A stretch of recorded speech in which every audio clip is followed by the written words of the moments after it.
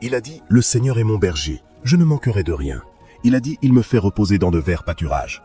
Il y a beaucoup de personnes qui veulent vivre une vie glorieuse, mais elles ne connaissent rien venant de la parole de Dieu. Leur vie est remplie de proverbes, de paraboles, d'hypothèses et de présuppositions.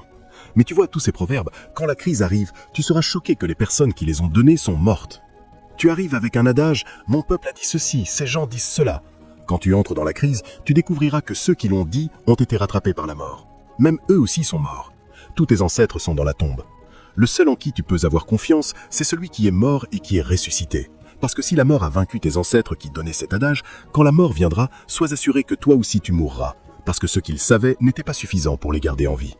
Tu trouveras beaucoup de personnes qui parlent comme des sages. Notre peuple dit que si tu te laves bien les mains, tu mangeras avec les anciens. Notre peuple dit, ne fais pas confiance aux femmes. Notre peuple dit, qui sont ton peuple? Ceux qui sont dans la tombe.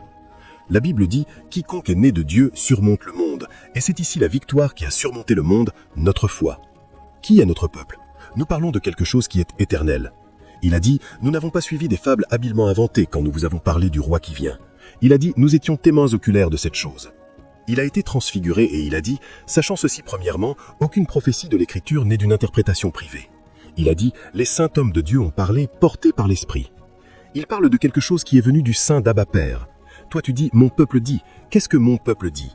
N'as-tu pas lu? Au commencement était la parole était avec Dieu et la parole était Dieu.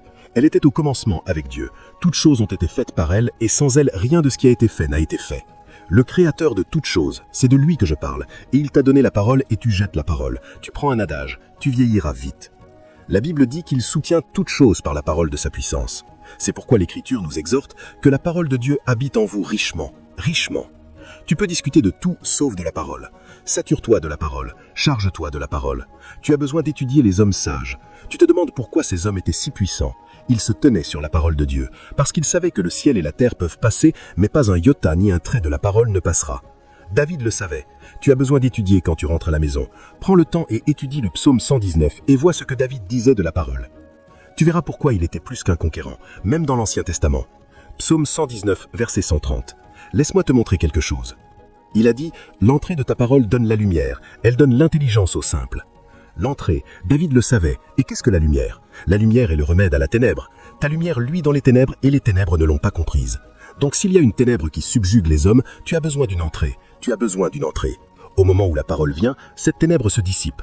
David connaissait le secret. La parole était la lumière de la vie.